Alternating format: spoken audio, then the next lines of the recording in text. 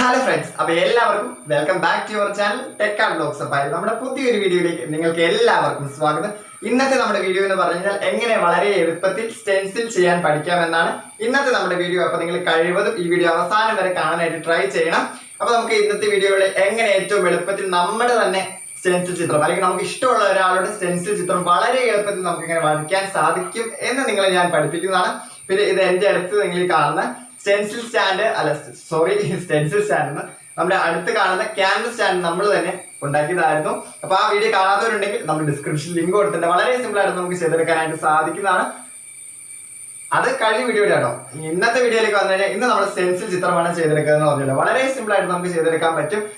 Drawing criteria അല്ലെങ്കിൽ drawing എന്നുള്ള ഒരു ഫീൽഡിൽ ഏറ്റവും എളുപ്പം ചെയ്തെടുക്കാൻ പറ്റുന്ന ഒരു മെത്തേഡാണ് സ്റ്റെൻസിൽ മെത്തേഡ്. ഇതിലൂടെ നമുക്ക് ഈസി ആയിട്ട് നമുക്ക് വരച്ചെടുക്കാനായിട്ട് സാധിക്കുന്നത്. പോർട്രേറ്റ് കാര്യത്തിലേക്കൊക്കെ വന്നു കഴിഞ്ഞാൽ കുറച്ചും കൂടി ഡീറ്റെയിലും അല്ലാത്ത കാര്യങ്ങളെ കുറച്ച് ടൈം കൂടുതൽ നമ്മൾ ഡീറ്റെയിൽ ആയിട്ടുള്ള ഓരോ മൈന്യൂട്ട് പോയിന്റും നമുക്ക് ഡീറ്റെയിൽ ആയിട്ട് ഒത്തിരി സമയം വേണ്ടി വരും. സ്റ്റെൻസിലിന്റെ കേസിൽ അത്രയും നമുക്ക് അങ്ങനെ ഏതായിട്ട് സമയമൊന്നും വരില്ല. നമുക്ക് വളരെ എളുപ്പത്തിൽ നമുക്ക് ചെയ്തെടുക്കാനായിട്ട് പറ്റും.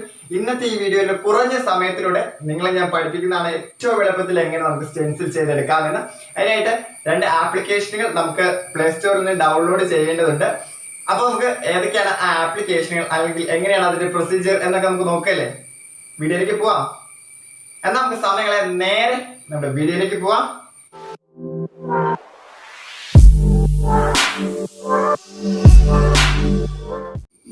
അപ്പോൾ എങ്ങനെയാ തുടങ്ങുകയല്ലേ. അപ്പോൾ എല്ലാ പ്രോസസ്സും നിങ്ങൾ എൻ്റെ സൈഡിൽ ചെറിയ സ്ക്രീനിൽ കാണിച്ചു തരുന്നതാണ്. അപ്പോൾ നമ്മുടെ ഇന്നത്തെ സ്റ്റെൻസിൽ ചിത്രം ചെയ്യാനായിട്ട് 2 ആപ്ലിക്കേഷനുകളാണ് നമുക്ക് ആവശ്യമായി വരിക.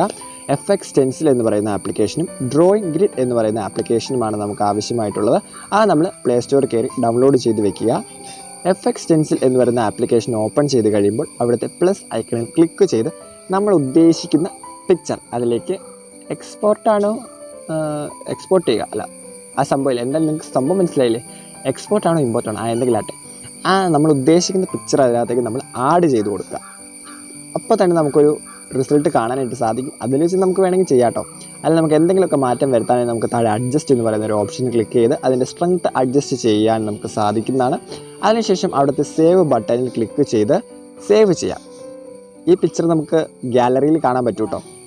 അപ്പോൾ ഇനിയാണ് നമ്മുടെ രണ്ടാമത്തെ ആപ്ലിക്കേഷൻ്റെ ഉപയോഗം എന്ന് പറയുന്നത്. ഇത് ശരിക്കും നമുക്ക് ഫ്രീ ഹാൻഡായിട്ട് വരയ്ക്കാൻ പറ്റാത്തവർക്ക് വേണ്ടിയുള്ളൊരു ആപ്ലിക്കേഷനാണ് കേട്ടോ.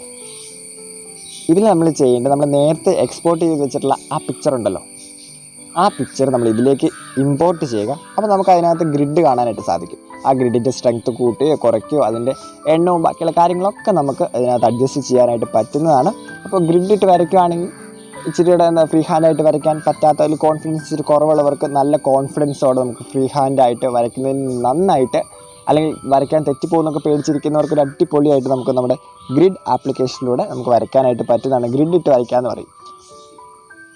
അപ്പോഴേ ഗ്രിഡ് ഇട്ട് വരച്ച് കഴിഞ്ഞാൽ കുഴപ്പമൊന്നുമില്ല. പിന്നെ ഒരു കാര്യം എന്താണെന്ന് വെച്ച് കഴിഞ്ഞാൽ നമ്മൾ പിന്നെ ഗ്രിഡ് ഇട്ട് വരച്ച് ഇങ്ങനെ ഒരു ഇതായി കഴിഞ്ഞാൽ പിന്നെ എപ്പോഴും ഗ്രിഡ് ഇട്ട് തന്നെ വരയ്ക്കുള്ളൂ. അതൊരു പ്രശ്നം കേട്ടോ. എല്ലാവരും പറയുന്നത് ഗ്രിഡൊക്കെ അത്യാവശ്യം മാത്രം ഉപയോഗിച്ചാൽ മതി, അല്ല ഫ്രീ ഹാൻഡായിട്ട് തന്നെ എപ്പോഴും വരയ്ക്കുന്നതാണ് നല്ലതെന്നൊക്കെയാണ് പറയുന്നത്. അപ്പോൾ അതൊക്കെ നിങ്ങളുടെ ഇഷ്ടത്തിന് നിങ്ങൾക്ക് ചെയ്യാവുന്നതാണ്. പിന്നെ നിങ്ങളിപ്പോൾ ഇവിടെ കാണുന്ന ജീസസിൻ്റെ പിക്ചർ നമ്മൾ ഗൂഗിളിൽ നിന്ന് എടുത്തതാട്ടോ. അപ്പോൾ നമ്മൾ ഉദ്ദേശിക്കുന്ന പിക്ചർ തന്നെ നമുക്ക് സ്റ്റെൻസിലാക്കണമെങ്കിൽ ഈ നമ്മുടെ നേരത്തെ പറഞ്ഞില്ലേ ആ 2 ആപ്ലിക്കേഷൻ ഉപയോഗിക്കുക. അല്ലെങ്കിൽ നമുക്ക് ബാക്കിയുള്ള പിക്ചർ കുറേ നമ്മുടെ ഗൂഗിളിലൊക്കെ ഇഷ്ടം പോലെ നമ്മുടെ സ്റ്റെൻസിൽ ചിത്രം കിടക്കുന്നതാട്ടോ. നിങ്ങൾക്ക് കയറി കഴിഞ്ഞ് കഴിഞ്ഞാൽ നിങ്ങൾക്ക് കിട്ടുന്നതാണ്. അപ്പോൾ എങ്ങനെയാണ് നോക്കുകയല്ലേ.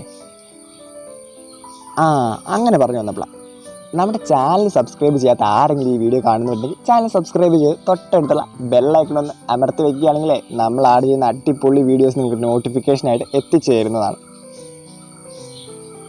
അപ്പോഴേ ചടപറ എന്ന് പറഞ്ഞാൽ നമ്മൾ ടൈം ലാബ്സ് ഇട്ടേക്കണോണ്ടാട്ടോ നിങ്ങൾ ഇത്ര സ്പീഡിൽ കാണുന്നത്. അല്ലെങ്കിൽ ഇച്ചിരി സമയമൊക്കെ പിടിക്കും. നമ്മൾ എന്നാ പറഞ്ഞാലും സ്റ്റെൻസിലാണ് ഉള്ളതിൽ ഇച്ചിരിയോടെ എളുപ്പം ചെയ്യാമെന്ന് പറഞ്ഞാലും അതിൽ നമ്മൾ ഇച്ചിരി കാര്യങ്ങളൊക്കെ ശ്രദ്ധിക്കേണ്ടതുണ്ട്.